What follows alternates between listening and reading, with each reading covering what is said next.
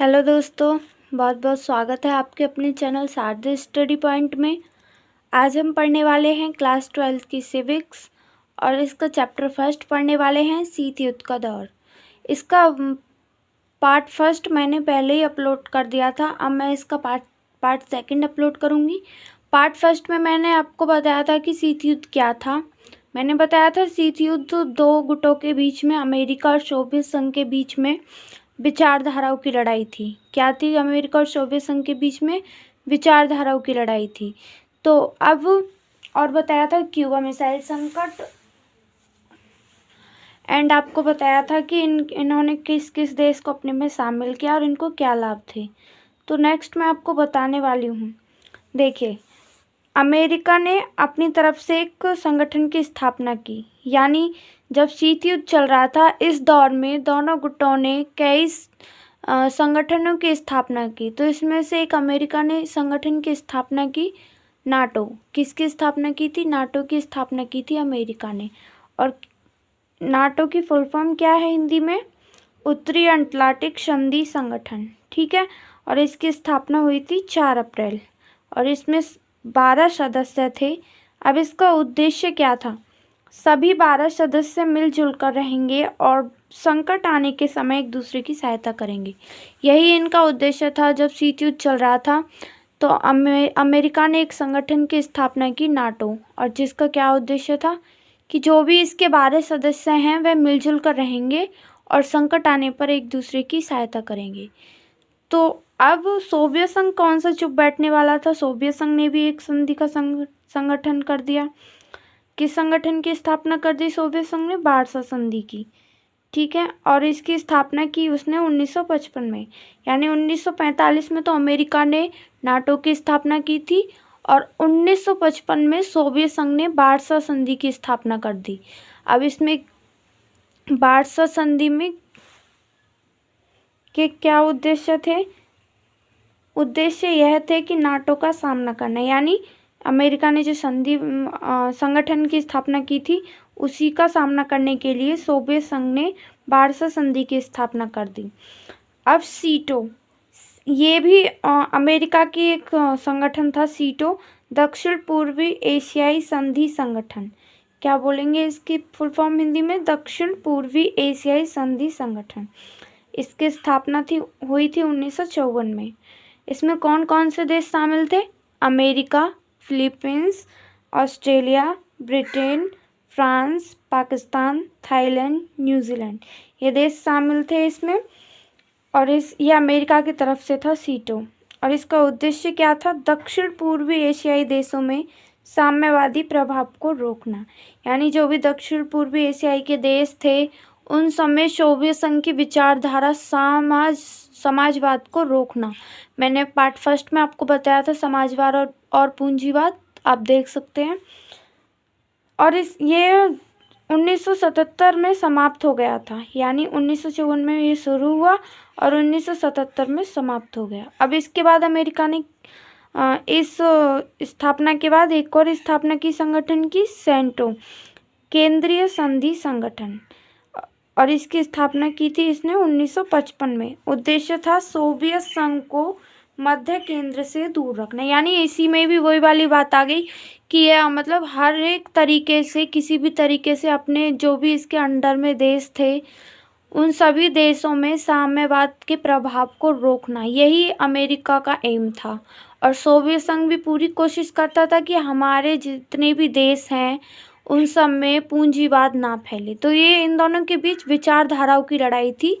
अब नेक्स्ट मैं आपको बताती हूँ नेक्स्ट क्या हुआ। नेक्स्ट मैं आपको बताने वाली हूँ अमेरिका और सोवियत संघ के बीच में हुए शस्त्र नियंत्रण संधि। क्या हुआ कि अमेरिका और सोवियत संघ दोनों ही हथियारों की होड़ में लग गए। अमेरिका सोवियत संघ का सामना करने के लिए अपने हथियारों की निरंतर वृद्धि कर रहा था, तो दूसरी तरफ सोवियत संघ भी अपने हथियारों की वृद्धि करने पे लगा था। तो लास्ट में क्या हुआ, जब इन दोनों को ये बात पता थी कि दोनों ही महाशक्तियाँ हैं और दोनों के बहुत ही ज़्यादा नुकसान होगा, अगर युद्ध हो भी गया तो दोनों को बहुत ज़्यादा नुकसान होगा, तो इनके बीच शस्त्र नियंत्रण संधि भी हुई। एक तो हुई परमाणु परीक्षक प्रतिबंध संधि, परमाणु अप्रसार संधि और परमाणु परिपास्त्र परिसीमन संधि। ये नोट्स हैं, आप इनको अच्छी तरीके से नोट्स कर लें। एंड नेक्स्ट गुट निरपेक्ष। अब क्या आता है हमारा गुट निरपेक्ष, जो कि बहुत ही इम्पोर्टेंट है इस चैप्टर का। हर एक बार ये क्वेश्चन डेफिनेटली आता ही है गुट निरपेक्ष से। तो सबसे पहले हम समझते हैं कि गुट निरपेक्ष क्या है। तो गुट निरपेक्ष, जैसे मैंने आपको बताया कि सोवियत और अमेरिका ने दोनों दुनिया को दो भागों में बांट दिया। ठीक है, क्या किया उन्होंने, दुनिया को दो भागों में बांट दिया। तो दो भागों में जब दुनिया को बांट दिया, द्वितीय विश्व युद्ध के बाद दोनों महाशक्तियों ने दुनिया को दो खेमों में बांट दिया। ठीक है, ऐसे में नए स्वतंत्र देशों के सामने फिर से गुलाम होने का संकट आ गया। जब इन्होंने क्या किया, दुनिया को दो भागों में बांट दिया, तो जो भी नए देश स्वतंत्र हुए थे द्वितीय विश्व युद्ध के बाद, भारत जैसे दो देश थे जो नए स्वतंत्र हुए थे, उनके सामने फिर से गुलाम होने का संकट आ गया। यानी मान लो अगर कोई भी देश, स्वतंत्र देश अमेरिका की ओर जाता है तो फिर उसे अमेरिका के तौर तरीकों को अपनाना पड़ता, उसी की गुलामी करनी पड़ती। सोवियत संघ की तरफ जाता तो उसे सोवियत संघ की गुलामी करनी पड़ती और उसके तौर तरीकों को अपनाना पड़ता। तो उनके सामने क्या संकट आ गया, फिर से गुलाम होने का संकट आ गया। ऐसी परिस्थिति में कुछ देशों ने स्वयं को दोनों खेमों से अलग होने का निश्चय ले लिया। इसी को गुटनिरपेक्ष आंदोलन कहते हैं। तो यही है गुटनिरपेक्ष आंदोलन। जब देशों के सामने दोबारा से गुलाम होने का खतरा आ गया तो क्या किया देशों ने सोचा कि हम इन दोनों खेमों से ही अलग हो जाते हैं, नहीं तो हम सोवियत संघ में शामिल होंगे और ना ही अमेरिका में होंगे। तो इसी को गुट निरपेक्ष कहते हैं। गुट का मतलब यानी दो गुट हो गए और निरपेक्ष का मतलब किसी के भी पक्ष में नहीं। तो यही इसका अर्थ है गुट निरपेक्ष का। आई होप समझ में आ चुका होगा। अगर आपको समझ में नहीं आया हुआ है तो कमेंट में मुझे बता दें, मैं दोबारा एक्सप्लेन करके आपको बता दूंगी। गुटनिरपेक्ष आंदोलन के संस्थापक। अब गुटनिरपेक्ष आंदोलन के संस्थापक कौन कौन से थे? भारत के थे पंडित जवाहरलाल नेहरू। भारत की इसमें सबसे ज़्यादा महत्वपूर्ण भूमिका रही है। और युगोस्लाविया के थे जोसेफ ब्राज टीटो। ठीक है, और मिस्र के थे गमाल अब्दुल नासिर। इन तीनों नामों को आपको याद करना है। कौन कौन थे इसके संस्थापक? ये तीन देश तो थे संस्थापक। अब बाद में दो देशों ने इसका समर्थन भी किया। समर्थन किस किस ने किया इनका? इंडोनेशिया के सुकर्णो ने किया और घाना के बामो एंड क्रूमा ने किया। ये नाम आपको याद कर लेने हैं पांचों। वो संस्थापक, अगर आपसे संस्थापक पूछ रहे हैं तो आपको वो तीनों नाम बताने हैं, Pandit Jawaharlal Nehru, Joseph Broz Tito and Gamal Abdul Nasser. और अगर आपसे पूछे कि इसका समर्थन किसने किया तो इसका समर्थन किया था सुकर्णो और बामो एंड क्रूमा। अगर आपको इनके देश पूछे तो आप इनके देश भी बता सकते हैं। गुटनिरपेक्ष आंदोलन का 14वां सम्मेलन सन 2006 में हुआ और ये कहाँ पर हुआ? हवाना, जो कि क्यूबा में है। गुटनिरपेक्ष आंदोलन का जो 14वां सम्मेलन था फ्रेंड्स, इसके दो सम्मेलन ज़्यादा पूछे जाते हैं पेपर में। एक तो फर्स्ट पूछा जाता है और एक 14वां सम्मेलन पूछा जाता है। 14वें सम्मेलन में 116 देश थे और 15 में पर्यवेक्षक देश थे। 116 तो सदस्य थे और एक पर्यवेक्षक सदस्य थे 15। एंड नेक्स्ट, गुटनिरपेक्ष आंदोलन का पहला सम्मेलन 1961 में बेलग्रेड में हुआ और इसमें 25 देश सदस्य शामिल थे। ये दोनों को 14वें सम्मेलन और पहला सम्मेलन आपको अच्छी तरीके से याद रखना है। और नेक्स्ट बहुत ही इंपॉर्टेंट क्वेश्चन है जो कि आपकी जीके करंट भी बन जाती है उससे, वो है भारत गुटनिरपेक्ष आंदोलन का संस्थापक है। ठीक है, फिर भी भारत में इसकी 7वीं बैठक 7 मार्च 1983 ईस्वी में भारत की राजधानी नई दिल्ली में हुई। देखिए, भारत क्या था? इसका संस्थापक था। गुटनिरपेक्ष आंदोलन की नींव जो थी वो भारत ने ही डाली थी और ये इसका संस्थापक था। लेकिन इसका 7वां सम्मेलन हुआ था हमारे भारत में। 7वां सम्मेलन हुआ था और वो हुआ था 1983 ईस्वी को, भारत की राजधानी नई दिल्ली में हुआ था। अब नेक्स्ट, गुटनिरपेक्ष आंदोलन से भारत को क्या लाभ था? गुटनिरपेक्ष आंदोलन से भारत को क्या लाभ था? गुटनिरपेक्ष आंदोलन से भारत अंतर्राष्ट्रीय फैसले स्वतंत्र होकर अपने हित में ले पाया। ठीक है, भारत दोबारा गुलाम होने से बच गया।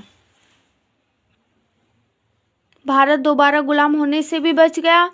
और यदि दोनों में से कोई भी महाशक्ति उसके खिलाफ हो जाए तो वह दूसरी महाशक्ति के करीब जा सकता था। मान लो अगर वो अमेरिका उसके खिलाफ हो जाए तो वह सोवियत संघ की तरफ जा सकता था मदद मांगने के लिए, यह भी लाभ हुआ। और अपनी संप्रभुता को जारी रख सकता था। क्या था? अपनी संप्रभुता को जारी रख सकता था, यानी किसी के भी उसे कोई भी तौर तरीके अपनाने की जरूरत नहीं थी, वह खुद में स्वतंत्र था। भारत की गुटनिरपेक्ष आंदोलन नीति की आलोचना। क्या हुआ? जब भारत के गुटनिरपेक्ष नीति जो थी उसकी आलोचना भी की गई, यानी उसका विरोध भी किया गया। आलोचकों का कहना है कि भारत की नीति जो थी सिद्धांत विहीन थी, यानी जो गुटनिरपेक्ष आंदोलन था उसका कोई सिद्धांत नहीं था। भारत अपने राष्ट्रीय हितों को साधने के लिए महत्वपूर्ण अंतर्राष्ट्रीय फैसले लेने से बच रहा था, ये आलोचकों का कहना है। भारत का व्यवहार स्थिर नहीं था, मतलब कभी वो सोवियत संघ की तरफ जा रहा है, कभी अमेरिका की तरफ। ये बात तो आलोचकों जो थे, जो विरोध करने वाले थे, वो कह रहे थे।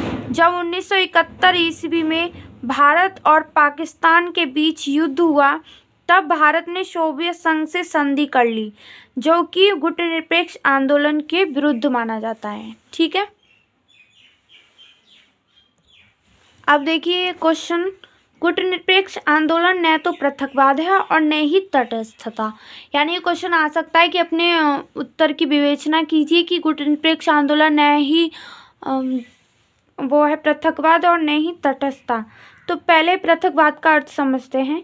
पृथकवाद का अर्थ है स्वयं को अंतर्राष्ट्रीय मामलों से पृथक रखना, यानी किसी के कोई भी मामले में दखलंदाजी नहीं करना। उदाहरण के लिए 1987 में अमेरिका में स्वतंत्रता की लड़ाई हुई और अमेरिका ने पृथकवाद की नीति अपनाई। ठीक है, अमेरिका ने कब? उदाहरण के लिए 1987 में जब अमेरिका में स्वतंत्रता की लड़ाई हुई थी तब अमेरिका ने पृथकवाद की नीति अपनाई थी। किंतु गुटनिरपेक्ष देशों ने हमेशा शांति बनाए रखने के लिए प्रतिबंधी गुटों में मध्यस्थता बनाए रखने के लिए सक्रिय भूमिका निभाई है। लेकिन जो गुटनिरपेक्ष आंदोलन है वह पृथकवाद नहीं है, क्योंकि उसने हमेशा ही जो भी सोवियत संघ और अमेरिका थे उनके बीच में शांति बनाए रखने की कोशिश, हर तरीके से कोशिश की है। तटस्थता का अर्थ मुख्यतः युद्ध में शामिल न होने की नीति को तटस्थता कहते हैं। ऐसे देश न तो युद्ध में शामिल होते हैं और न ही युद्ध में सही गलत में अपना पक्ष देते हैं। वो क्या होता है, उसमें सिर्फ युद्ध में नहीं शामिल होते हैं और सभी मामलों में शामिल होते हैं, केवल लड़ाई को छोड़ के। किंतु गुटनिरपेक्ष देशों ने तटस्थता का पालन नहीं किया और विभिन्न दुश्मन देशों में युद्ध टालने के लिए समझौता किया। गुटनिरपेक्ष अब इस बात से यह स्पष्ट हो गया कि गुटनिरपेक्ष आंदोलन न तो पृथकवाद है और न ही तटस्थता की भूमिका निभाता है। Thanks for watching. मेरे चैनल को सब्सक्राइब करें एंड वीडियो को शेयर ज़रूर करें। नेक्स्ट मैं पार्ट 3 में आपको बताऊंगी अंतर्राष्ट्रीय संगठन। ठीक है।